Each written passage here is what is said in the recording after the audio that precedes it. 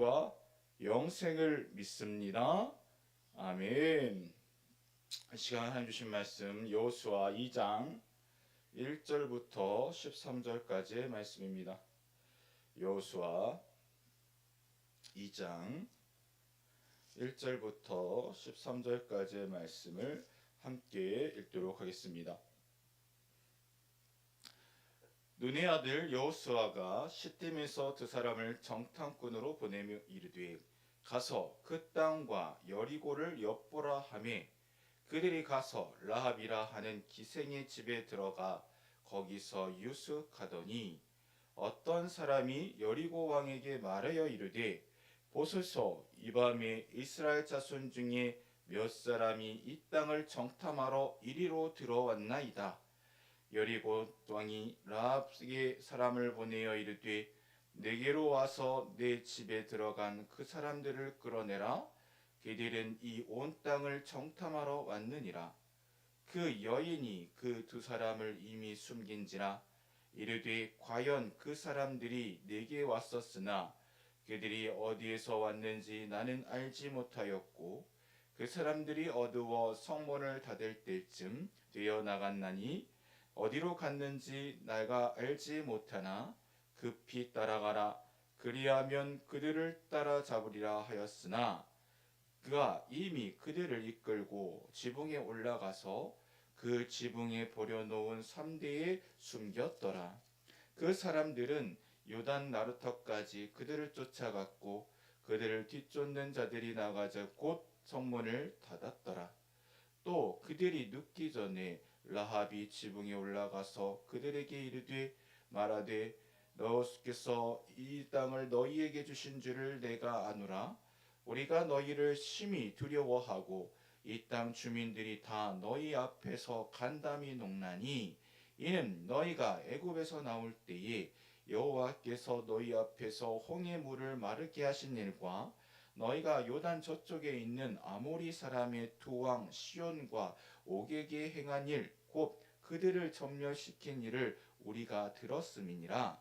우리가 듣자 곧 마음이 녹았고 너희로 말미암아 사람이 정신을 잃었나니 너희의 하나님 여호와는 위로하는 하늘에서는 너도 아래로는 땅에서도 하나님이시라. 그러므로 이제 정하노니 내가 너희를 선대하였은즉 너희도 네 아버지의 집을 선대하도록 여호와로 내게 맹세하고 내게 충표를 내라. 그리고 나의 부모와 나의 남녀 형제와 그들에게 속한 모든 사람을 살려주어 우리 목숨을 죽음에서 건져내라. 아멘. 오늘 말씀의 제목은 믿음의 고백, 구원의 시작이라는 제목으로 함께 말씀을 나누도록 하겠습니다. 우리는 지난 시간 여호수아 1장을 통해서 하나님께서 새로운 지도자 여호수아를 부르시고 두려워하고 있는 그에게 강하고 담대하라라고 명하신 장면을 함께 나누었습니다. 이제 오늘 본문은 그 명령 후에 여호수아가 실제로 하나님의 약속 가운데 첫걸음을 내딛는 이야기가 이어지어집니다. 이스라엘 백성은 요단강 동편 여리고 맞은편에 진을 치고 있었습니다. 가나안 땅을 향한 정복의 첫 관문, 견고한 여리고성이었다는 것이죠. 여호수아는 정탐꾼 두 사람을 먼저 보내 그 땅을 정탐하게 합니다. 그런데 놀랍게도 이미 그곳에는 하나님의 계획의 중심에 선 한 여인, 기생 라합이 등장합니다. 라합은 이방 여인이었고 여리고성의 죄악된 문화 속에 살고 있었던 사람이었습니다. 그러나 하나님은 이런 미천한 그 여인을 통해서 놀라운 믿음의 고백을 듣게 하시고 이스라엘 역사의 새로운 이야기를 이어가고 계십니다. 오늘 말씀은 단지 한 여인의 이야기로 끝나지 않습니다.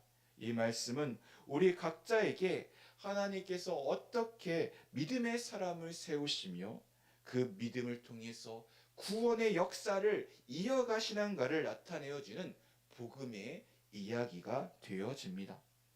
1절 본문은 이렇게 시작됩니다. 눈의 아들 여호수아가 시딤에서 두 사람을 정탐꾼으로 보내며 이르되 가서 그 땅과 여리고를 엿보라 하매 그들이 가서 라합이라 하는 기생의 집에 들어가 거기서 유숙하더니 여호수아는 모세가 했던 방식처럼 먼저 정탐꾼을 보냅니다. 과거 모세가 12 정탐꾼을 가나안 땅에 보낸 가운데 그들이 실패의 삶으로 다시금 광야로 돌아갔다는 것을 기억한다고 한다면 여호수아의 이 명령은 매우 신중하고 의미심장한 결정이었다고 할 수 있는 것이죠. 하지만 이 사건의 핵심은 정탐의 기술이 아닌 바로 하나님의 섭리에 초점이 맞춰져 있습니다. 이 두 정탐꾼이 여리고에 도착해서 향한 곳은 바로 라합이라고 하는 기생의 집이었습니다. 왜 하필 기생의 집이었을까요? 아마도 그곳은 여관과 같이 외부인의 출입이 잦았던 곳이었던 것 같습니다. 때문에 다른 사람들의 시선을 크게 끌지 않을 수 있는 장소로 여겨졌기에 아마 그곳을 유숙하기로 결정했던 것 같습니다.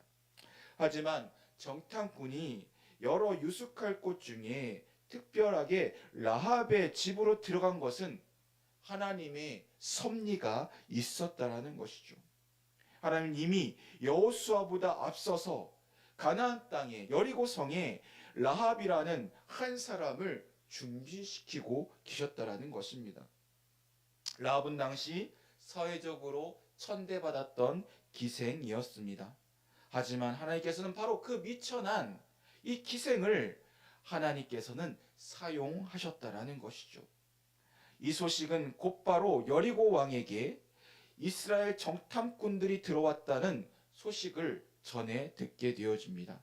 그리고 여리고 왕은 군사를 이 라합의 집으로 보내게 되어집니다. 군사들이 문을 두드립니다. 그 사람들을 내어놓으라 군사들이 요구합니다. 그 가운데 이 미천했던 그녀의 반응은 어떠했습니까? 4절 그 여인이 그 두 사람을 이미 숨긴지라. 6절 그가 이미 그들을 이끌고 지붕에 올라가서 그 지붕에 버려놓은 3대에 숨겼더라. 그렇습니다. 그녀는 이미 그 정탐꾼들을 지붕에 숨겨 놓았습니다. 하나님은 이미 여리고 성 안에서 자신의 하나님의 일을 라합을 통해서 이루고 계셨다라는 것이죠. 하나님은요, 우리에게 먼저 앞서서 일하시는 하나님이십니다. 예비하시는 여호와 이레의 하나님이십니다. 우리가 아직 발을 내딛지 않았어도 하나님은 이미 그 자리 가운데 사람과 환경과 여러 가지 상황들을 예배해 두시는 하나님이십니다. 라합이 그랬던 것처럼 하나님께서는 하나님의 계획과 약속의 성취를 위해 하나님께서는 모든 것을 예비하시는 참으로 좋으신 하나님이십니다.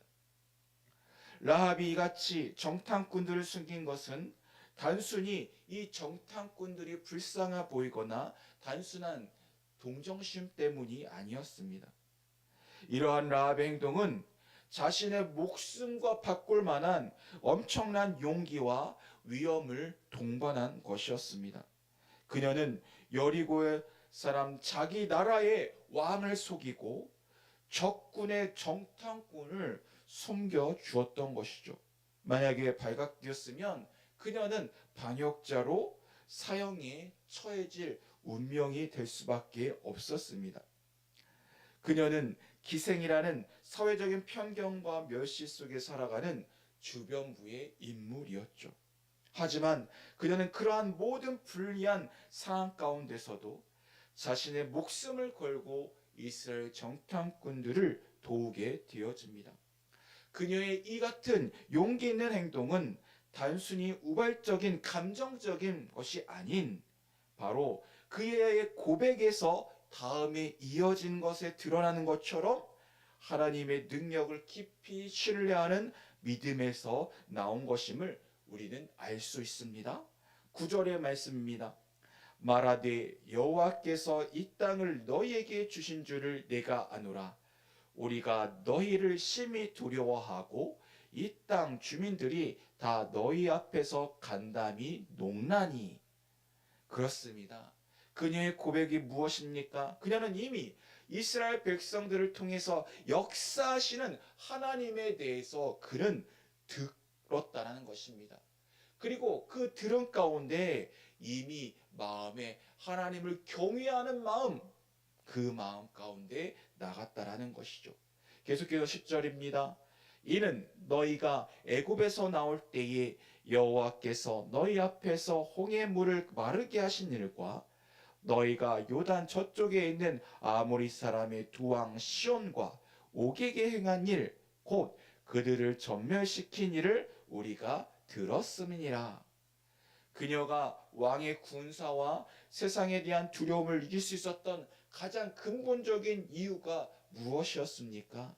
바로 하나님의 역사하심, 살아계심을 듣고 하나님을 온전히 믿었기 때문입니다. 11절에 우리가 듣자 곧 마음이 녹았고 너희로 말미암아 사람이 정신을 잃었나니 너희 하나님 여호와는 위로는 하늘에서도 아래로는 땅에서도 하나님이시니라. 이 한 구절에 여호수아의 전체에 대한 신앙 고백이 드러났다라고 할 수 있습니다. 라합은 이방 여인이었습니다. 미천한 기생이었습니다. 하지만 그녀는 여호와 하나님을 하늘과 땅의 주권자 유일하신 하나님이심으로 고백하고 있다라는 것이죠. 그녀의 믿음은 단순한 정보를 통해서 아는 정도로 인식하는 정도가 아닌 자신의 삶을 내어 걸 정도로 자신의 삶을 통해서 선택한 신앙의 고백이라고 할 수 있습니다. 여리고의 모든 백성들은 이스라엘 소식을 들었습니다.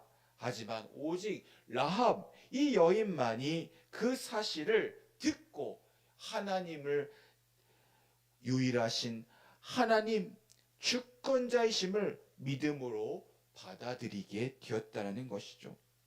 두려움에 머문 사람들은 결국 그 땅에서 멸망을 당하지만 믿음으로 반응했던 라합은 그 가운데 폐허와 죽음의 장소 가운데 참된 구원을 얻게 되어집니다. 그렇듯 라합의 믿음은 행동으로 드러나게 되었다는 것이죠. 그러한 믿음이 바로 하나님이 이스라엘 정탐꾼을 숨겼고 그들의 탈출을 도왔습니다. 이에 대하여 야고보서 2장 25절은 이렇게 증언합니다. 또 이와 같이 기생 라합이 사자들을 덮대하여 다른 길로 나가게 할 때에 행함으로 의롭다 하심을 받은 것이 아니냐. 이렇게 라합의 믿음은 두려움 속에서도 행동으로 나타낸 믿음이었다라고 야고보서 2장에는 증언해 주고 있습니다. 그녀는 현실의 여리고 성벽보다 하나님의 약속을 더 신뢰했던 여인입니다. 그리고 그 믿음이 바로 자기 자신뿐만 아니라 가족의 모두를 구원하게 하는 놀라운 구원의 시작이 되었다는 것이죠. 믿음은 단순히 말의 고백으로 끝나는 것이 아닙니다. 믿음은 삶의 전적인 방향의 돌이킴을 말하고 있습니다. 세상은 무너질 듯 흔들려도 하나님의 말씀, 역사심을 향해서 그의 마음을 돌이키는 순간 그 믿음이 바로 그녀와 그의 가족의 구원의 문을 여는 열쇠가 되었다라는 것이죠. 그렇게 라합은 하나님을 향해 자신의 문을 열었고 하나님은 그 믿음을 보시고 그를 구원케 하시게 되어집니다. 그렇게 라합은 돌아가는 정탐꾼들에게 이렇게 요청합니다. 12절 13절입니다. 그러므로 이제 청하노니 내가 너희를 선대하였은즉 너희도 내 아버지의 집을 선대하도록 여호와로 내게 맹세하고 내게 증표를 내라. 그리고 나의 부모와 나의 남녀 형제와 그들에게 속한 모든 사람을 살려주어 우리 목숨을 죽음에서 건져내라. 라합의 관심은 자신의 구원만에 초점이 맞춰져 있지 않습니다. 그녀는 자신이 속한 가족 전체에 대한 구원의 간구를 하게 되어집니다. 이것은 믿음이 개인의 차원을 넘어서 가족 그리고 공동체적인 책임과 사랑으로 확장되는 모습을 보여줍니다. 자신뿐만 아니라 자신의 가족들까지 하나님의 구원 안에 포함되기를 그는 간구하고 있다라는 것이죠. 그렇습니다. 우리도 단순히 우리 개인의 구원을 넘어서 우리 가족 그리고 우리 교회 공동체 전적으로 하나님의 구원의 역사가 온전히 이루어지기를 우리는 간구해야 합니다. 그리고 그것을 장담을 넘어서 우리 이웃에게도 하나님의 구원의 역사가 일어나기를 우리는 먼저 믿는 자로서 구원의 빚진 자로서 우리는 그 사명을 감당할 수 있어야 된다는 것이죠. 그녀는 그렇게 이스라엘 정탐꾼들이 자신을 선대한 것에 대해서 여호와의 이름으로 맹세하여 자신과 자신의 가족들을 선대해달라고 요청합니다. 그의 요청이 무엇을 근거로 하고 있습니까? 여호와의 이름을 맹세해서 곧 하나님의 신실하심, 살아계심을 두고 했던 간절한 호소가 되었다라는 것이죠. 이후 여호수아 6장에서 여러분이 다 알다시피 이 견고한 여리고성이 무너질 때 라합과 그의 가족들은 붉은 줄로 표시된 그 집안에서 구원을 얻게 되어집니다. 그녀의 집은 바로 하나님의 은혜가 머무는 새로운 구원의 생명의 출발의 장소가 되었다는 것이죠. 그리고 놀랍게도 마태복음 1장에 예수님의 족보 가운데 이 천하고 천했던 기생 라합의 이름이 등장하게 됩니다. 마태복음 1장 5절입니다.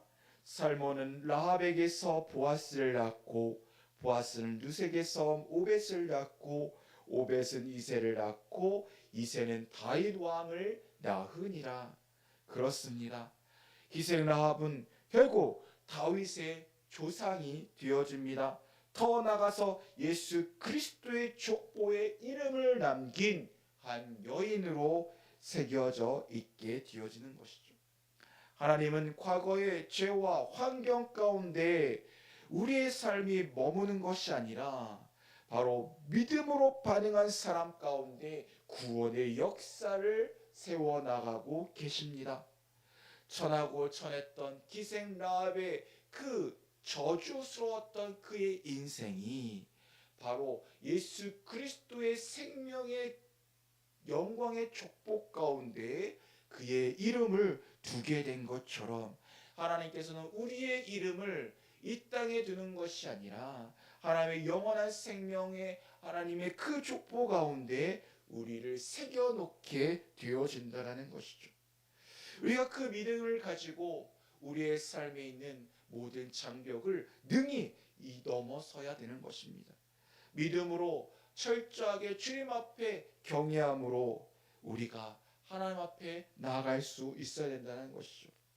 오늘 본문의 라합의 이야기는 단지 한 과거의 이방 여인의 삶의 모습이 아닙니다. 이 말씀은 바로 오늘날 믿음의 여정을 나아가고 있는 우리 그리스도인들을 향한 하나님의 메시지가 되어집니다. 하나님 지금 우리의 삶 속에 찾아와 주십니다. 그 약속을 이루시기를 원하십니다. 우리 가운데 이미 하나님의 구원의 계획 가운데 여호와 이래의 모든 것을 준비하시고 예비해 주시는 하나님이십니다. 비록 세상적 기준으로 봤었을 때 참으로 부족하고 연약할지라도 이런 하나님의 말씀에 반응하는 자, 하나님께서는 그를 통해 하나님 놀라운 일들을 이루어 나가시기를 원하시는 분이십니다. 하나님은 믿음의 고백을 통한 자를 통해서 구원의 문을 여실 뿐만 아니라 하나님의 놀라운 일들을 그 일들 가운데 우리를 초대해 주신다는 것이죠. 세상은 두려움으로 반응하지만 믿음의 사람은 순종으로 반응합니다. 라합이 바로 그런 믿음 가운데 순종으로 그것을 선택했던 여인이었던 것이죠. 이 한 여인의 고백이 이스라엘 구원을 이어가고 그리고 다윗을 낳게 되어지고 메시아 예수 그리스도의 족보로 이어지게 된 것입니다. 오늘 우리 이 역시 오늘 말씀 앞에 우리의 과거가 어떠하였든 우리가 하나님의 그 믿음 가운데 반응하는 우리가 되어지기를 원합니다. 오늘 한도 바로 라합처럼 믿음으로 고백하며 우리 가운데 있던 모든 장벽들을 허물고 주님 앞에 나가기를 원합니다. 하나님이 이미 예비하신 그 자리 가운데 우리의 믿음이 하나님의 구원의 역사를 이어감으로 말미암아 하나님의 영광을 나타내는 복된 삶, 은혜의 삶으로 살아가는 승리의 삶으로 일어나가는 오늘 하루가 되시기를 주의 이름으로 축복합니다. 아멘. 이 시간 함께 기도하겠습니다. 오늘 주신 말씀 붙잡고 함께 기도합니다. 오늘 라합의 이야기를 통해서 하나님의 구원의 섭리를 다시금 깨닫게 됩니다. 두려움 속에서 저희를 건져내시는 주님의 손길을 믿음으로 붙들기를 원합니다. 우리가 눈에 보이는 현실보다 보이지 않는 하나님의 약속을 붙잡게 하여 주옵소서. 라합이 두려움의 성 안에서 믿음을 선택했던 것처럼 우리도 불안한 이 삶 속에서 상황 가운데서 엎드려 두려워하는 것이 아니라 믿음으로 순종하는 자가 되게 하여 주옵소서. 우리의 믿음을 통해 우리의 가정이 살아나며 우리 교회가 세워지고 하나님의 역사를 이루어 나가는 하나님의 사람들이 되게 하여 주옵소서. 우리의 과거에 묻힌 자가 아니라 하나님의 약속을 통해서 당당하게 나가는 자가 되게 하여 주옵소서. 믿음의 줄 위에 서서 구원의 은혜가 머물게 되게 하여 주옵소서. 믿음으로 순종함으로 주님께 영광을 돌리는 삶, 하나님 기쁨이 되어지는 오늘의 삶이 되게 하여 주옵소서. 오늘 주신 말씀을 붙잡고 시간 함께 기도하며 나가겠습니다.